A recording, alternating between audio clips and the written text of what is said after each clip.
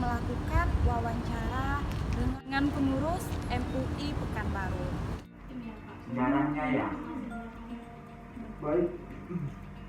Sejarah dari MUI Kota Pekanbaru ini didirikan pada tahun 1985 berdasarkan musyawarah para ulama, pimpinan organisasi keagamaan, ormas keagamaan, pimpinan pondok pesantren dan cendekiawan muslim di Kota Pekanbaru tanggal 15 Juli 1985 untuk membantu pemerintah Kota Pekanbaru dalam mengatasi dan menyelesaikan berbagai masalah sosial keagamaan serta memberikan masukan kepada pemerintah Kota Pekanbaru. Jadi sejak dahulu sampai sekarang hubungan antara MUI dan pemerintah Kota Pekanbaru itu sangat harmonis. Jadi kalau ada persoalan keagamaan yang mesti diselesaikan di Kota Pekanbaru, itu pemerintah Kota Pekanbaru dan MUI Kota Pekanbaru bekerja sama untuk membicarakan bagaimana solusinya. Ya.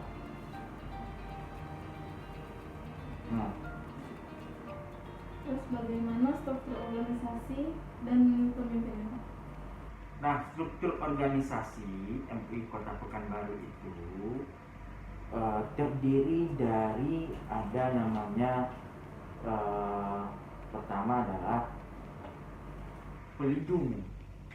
Pelindung itu yang paling atas. Siapa yang melindungi? Pemerintah Kota Pekanbaru, langsung Pak Wali Kota Pekanbaru, Dr. Haji Firdaus SPMD. Nah, beliau ini sebagai pelindung. Nah, ada namanya Dewan Penasehat.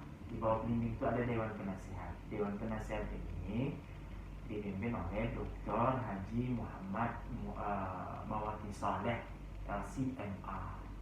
Beliau ini selain sebagai penasehat, beliau juga mufti Kota Pekanbaru dan sekaligus jadi ketua umum MUI Kota Kabupaten Pampang. Nah, di bawah Dewan Penasehat itu ada namanya Ketua Umum. Nah, Ketua Umum Majelis Ulama Indonesia Kota Pekanbaru saat ini adalah Profesor Dr. Kiai Haji Ilyas Rusti MA. Selain beliau Ketua Umum, beliau juga Ketua Harian Masjid Paripurna Agung Ar-Rahman. Terus yang dilakukan aktivitas yang dilakukan organisasi MUI ini apa, Pak? Apanya? Aktivitas yang dilakukan. Aktivitas MUI itu. Aktivitas MUI itu banyak. Salah satu visi dan misi tujuannya itu adalah untuk MUI ini tempat wadahnya umat Islam.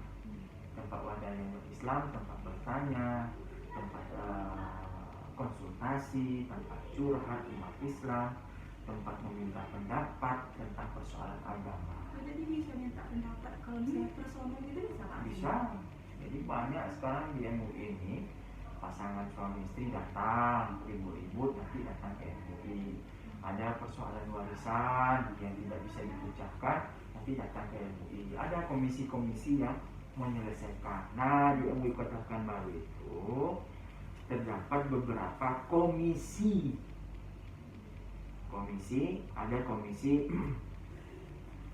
Ada komisi Papua. Nah, MUI itu inti dari MUI itu adalah komisi Papua. Nah, komisi Papua itu bergerak di bidang fatwa. Fatwa itu apa, Pak? Fatwa itu adalah misalnya orang bertanya sesuatu hal yang baru, misalnya orang sekarang masyarakat itu bingung, boleh nggak Ustaz sholat pakai masker? Karena dahulu kan tidak ada pada zaman Nabi. Karena COVID ini, nah yang menyelesaikan itu adalah komisi fatwa.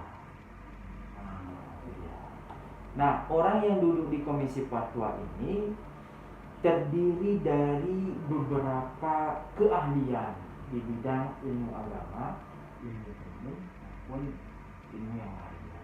Ada ilmu kedokteran, ada yang di komisi fatwa ini ada ilmu kedokteran, ada di komisi fatwa ini ada ilmu hukum, ada ilmu agama, ada ilmu kesehatan, dan ilmu sebagainya. Nah, itu ya.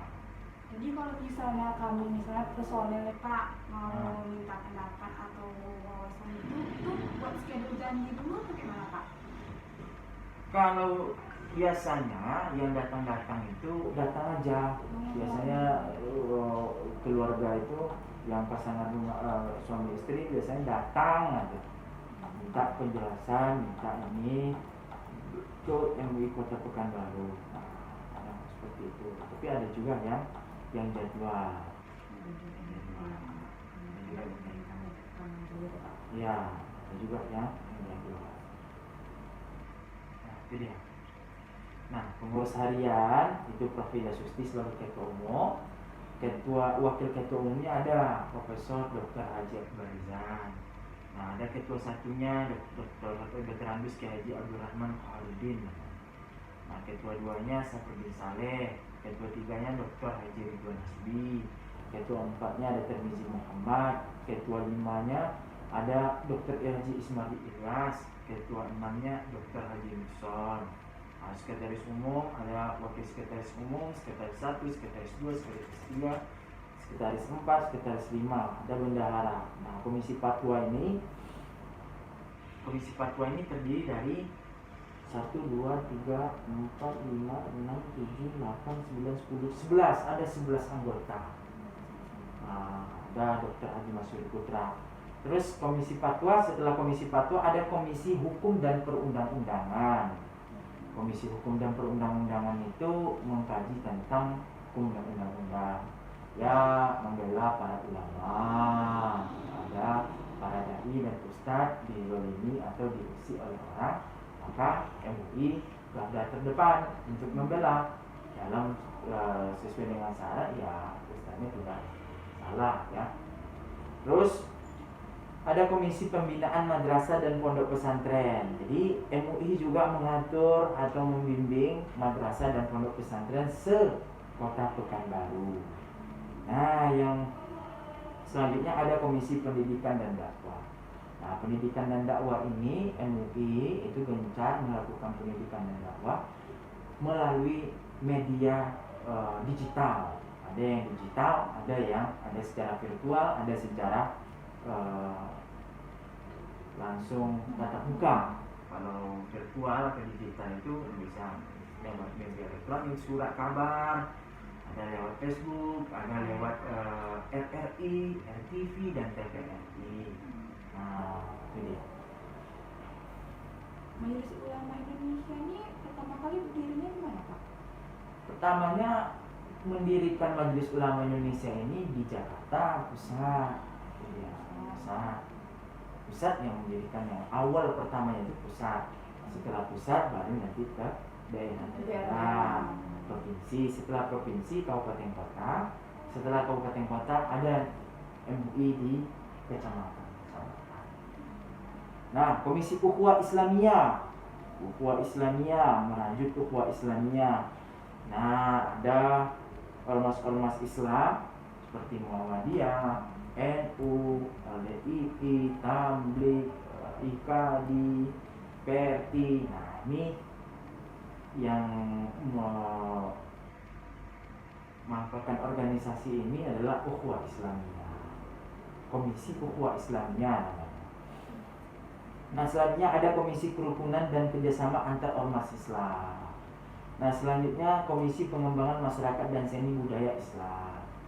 Nah, selanjutnya ada Komisi Pembangunan Ekonomi Umat. Jadi MUI itu tidak hanya berbicara tentang buku fikih, buku akidah, buku tauhid, tetapi dia juga membicarakan bagaimana ekonomi umat ini bangkit lewat UMKM mikro dan makro. Makro kan besar itu ya, skalanya besar, tapi rata-rata yang mikro, dan bekerja sama dengan Basnas.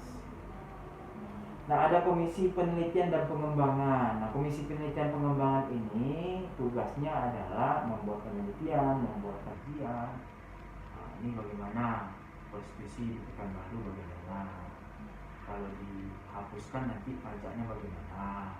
Jadi semuanya itu dibahas, Pak? Dibahas, dikaji dari sisi maslahatnya, dari sisi mudaratnya bagaimana, nanti dikaji. Detail berarti dikaji. Oh iya, ini detail. gaji itu sampai diperintah. Selanjutnya adalah Komisi Pemberdayaan Perempuan, Remaja dan Keluarga. Nah, ada Komisi Perempuan. Komisi Perempuan ini ya tentang kewanitaan, tentang perempuan. Jadi kalau ada sesuatu yang bermasalah dari perempuan, aduh di sini terus bagaimana perempuan itu ya tetap eksis dan tetap menjaga aturan-aturan agama. Dan bisa saja sekretaris umumnya adalah Dr. Haji Hasim SPDI MA.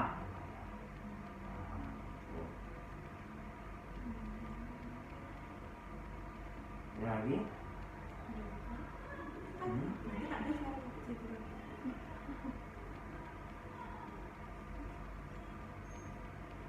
Oke, ada yang ditanyakan lagi? Tidak ada.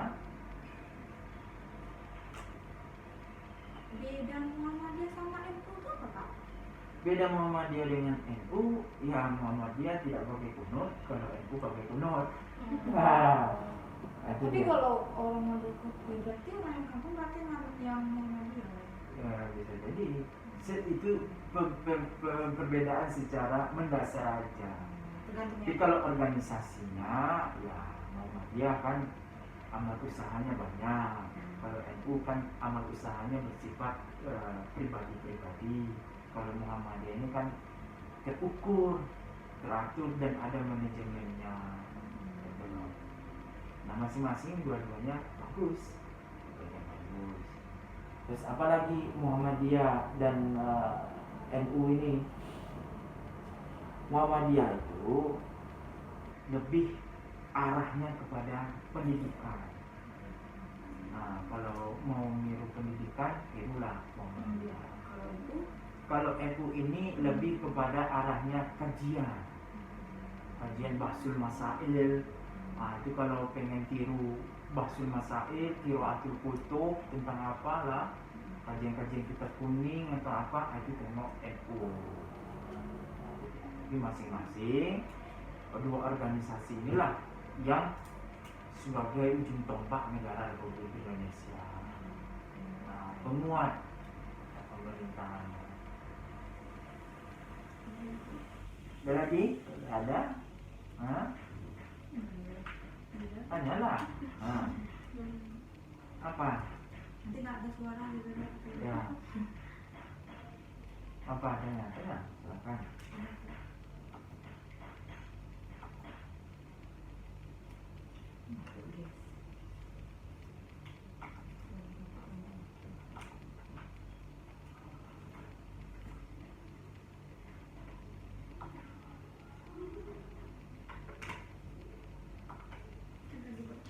Udah.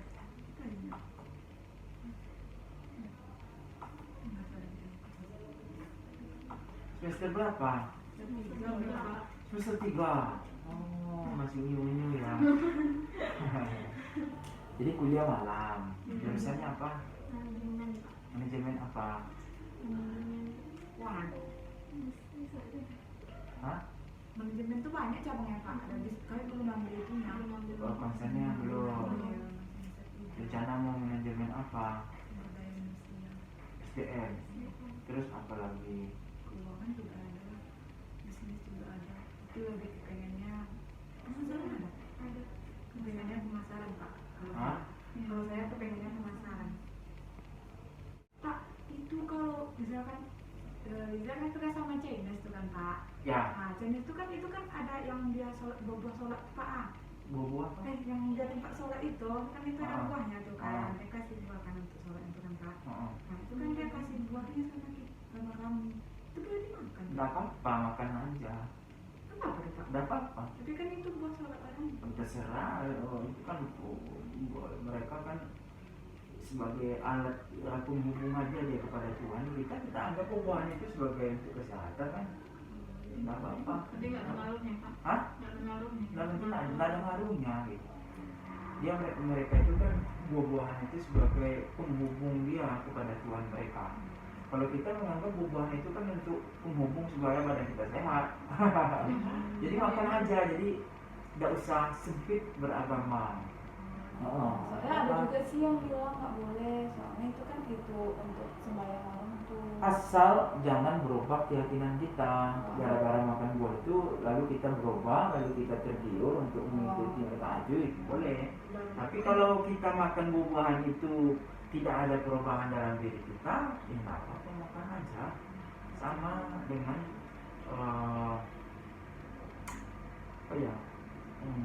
bekerja dengan orang Kristen, bekerja dengan orang Cina, itu hukumnya kan dikaji juga. Kan persoalan bekerja kan apa salah, tidak mengganggu keyakinan kita. Selama kita bekerja tetap dengan jalur yang benar, kita tidak berbohong di dalamnya, terus kita tetap melaksanakan sholat meskipun sama Cina. Nabi aja kan pernah berkomunikasi, pernah bermuamalah dengan orang Yahudi dan orang Nasrani di pasar Madinah, jual beli dia, fungsi dia, masalah kan? Nah, apa aja, kalau ada nanti siapin aja sana kan sama saya kan? Iya, makan aja, apa tuh. Sangkis biasanya tuh, sangkis kuning kan, sangkis kuning, kalau tidak strawberry. Strawberry jarang Ya, buah-buah ada 5 tuh. jarang ya, yang Sangkis biasanya tuh. sangkis, apel.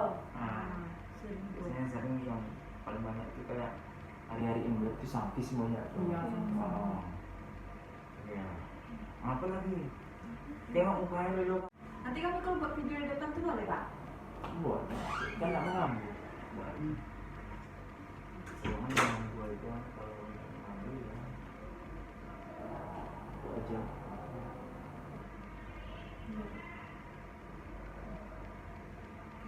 Oke. Ya, sama-sama. Terima kasih Pak. Yo, sama-sama. Waalaikumsalam. Waalaikumsalam warahmatullahi wabarakatuh.